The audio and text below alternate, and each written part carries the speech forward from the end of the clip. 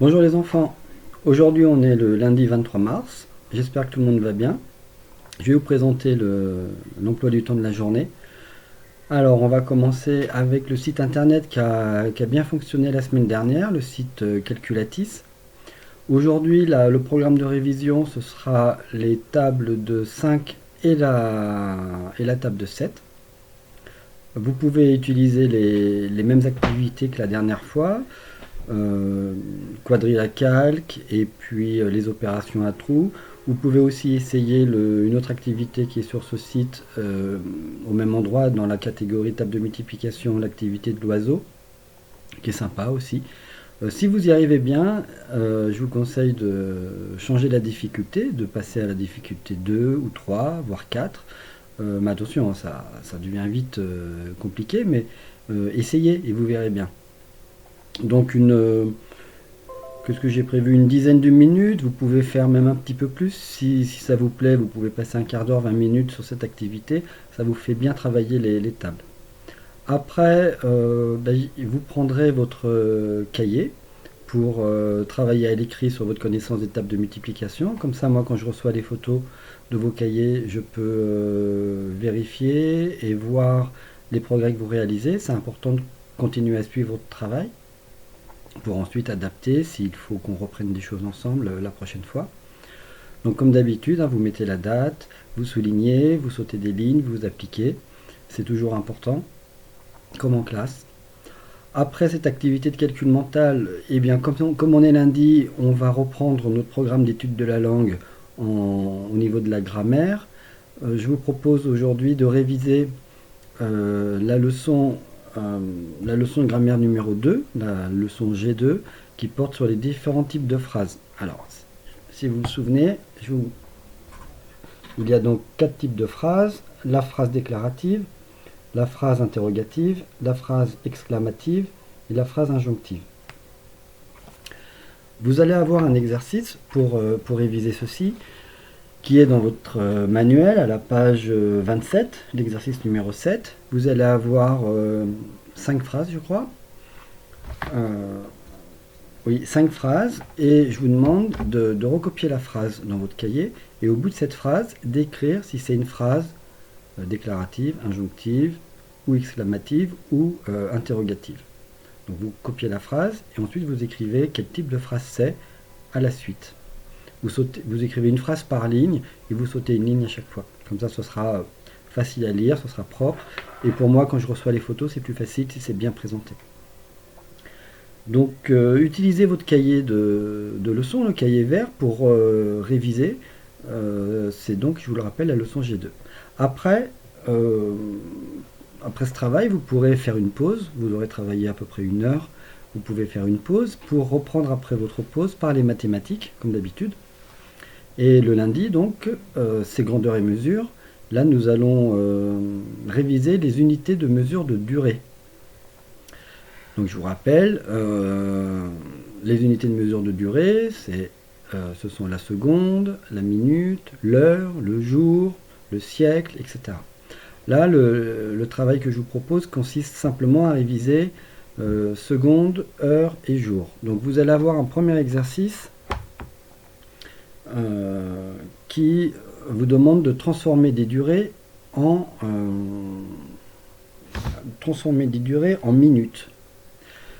Donc pour pouvoir faire ce travail, il faut se souvenir, et ça vous pourrez le savoir, le réviser grâce à la leçon grandeur et mesure 1 qui est dans votre cahier vert. Donc il faut se souvenir que 60 secondes ça donne 1 minute, et que 1 heure c'est la même chose que 60 minutes. Donc si vous avez des unités, des durées qui vous sont données en secondes, par exemple 120 secondes, vous utilisez cette connaissance-là pour transformer 120 secondes en 2 minutes. Si vous avez des durées qui sont données en heures, par exemple 2 heures, vous utilisez cette connaissance pour convertir. 2 heures, c'est 120 minutes.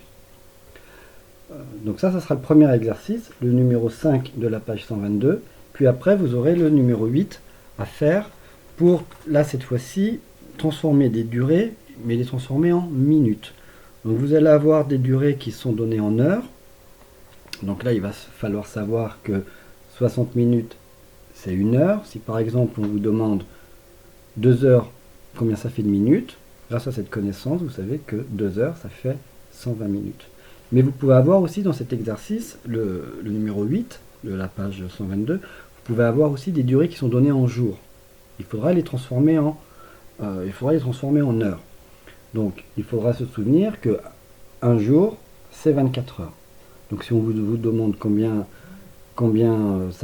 dure 2 jours, grâce à cette connaissance-là, vous saurez transformer la durée en un nombre d'heures. Donc révisez la leçon grandeur et mesure 1 avant de vous lancer dans ces deux exercices. Ce sont des connaissances utiles à réviser qui sont nécessaires pour ensuite continuer à travailler sur les calculs de durée et la recharge d'instant. Donc ces deux activités-là, ces deux exercices d'aujourd'hui sont intéressants et sont très utiles pour la suite. Donc faites-le, prenez votre temps, utilisez votre leçon pour bien réfléchir à la transformation des durées. Après les mathématiques, je vous propose de la lecture. Nous allons changer de texte. On garde comme un livre, comme manuel de lecture. Et là, c'est le texte, page 114 à 116. C'est un texte qui raconte l'histoire d'un ordinateur qui n'en fait qu'à sa tête, qui a un défaut, comme une sorte de folie d'ordinateur, et qui va poser des difficultés à un frère et une sœur dans la maison, parce que cet ordinateur commande beaucoup de choses dans la maison, les volets, la machine à café, plein de choses, et plus rien ne va fonctionner correctement. Donc comme en ce moment vous utilisez beaucoup votre ordinateur pour travailler, je me suis dit que ça pouvait être amusant de lire cette courte histoire.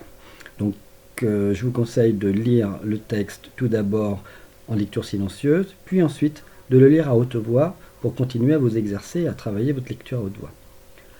Après les mathématiques et la lecture, vous pourrez faire une pause et je vous propose qu'on se retrouve pour la classe virtuelle, donc à 13h30, de 13h30 à 14h30, je vais ouvrir la classe virtuelle sur internet pour qu'on puisse se voir, discuter un petit peu, éventuellement répondre à des questions s'il y a des questions sur le travail de la journée, prendre des nouvelles, et puis nous avions fait la première classe virtuelle vendredi matin. J'avais trouvé ça très agréable, j'étais très content de voir ceux qui s'étaient connectés. Donc là on a 1 heure, on se donne 1 heure de rendez-vous, vous pouvez venir, vous passez 10 minutes si vous voulez, vous pouvez rester toute l'heure si vous voulez, mais on se fait un coucou, on discute un petit peu, on prend des nouvelles, et puis ça fait du bien à tout le monde. Donc j'espère que vous viendrez tout à l'heure, donc à 13h30 pour le rendez-vous. On fera un deuxième rendez-vous à une autre heure, jeudi. On le fera le jeudi, parce que le vendredi c'est compliqué, parce que le vendredi j'appelle les parents pour prendre des nouvelles, donc pour l'organisation c'est plus dur. Donc on fera 2 fois par semaine la classe virtuelle, le lundi 13h30, 14h30, et le jeudi à un autre horaire, comme ça selon les organisations des gens. Ça sera peut-être plus facile pour certains le lundi, puis plus facile le jeudi, et comme ça on a plus de chances de voir tout le monde. Et enfin, pour terminer, n'oubliez pas de continuer à faire de l'activité sportive pour rester en forme. Donc là, je vous ai mis dans l'emploi du temps un lien vers une vidéo d'une chorégraphie de hip-hop. Elle dure 2-3 minutes, vous pouvez la refaire plusieurs fois. C'est une façon de faire du sport tout en s'amusant, parce que le hip-hop, c'est une danse sportive, hein. Donc vous verrez, j'espère que ça va vous plaire, et puis lancez-vous, allumez l'ordinateur, augmentez le volume pour bien entendre la musique, et puis appliquez les pas de danse des 2 danseurs pour faire un petit peu d'activité aujourd'hui. Bon écoutez, je vous dis à tout à l'heure dans la classe virtuelle, en visio. Passez une bonne journée, travaillez bien, soyez en forme, et puis du coup, à tout à l'heure.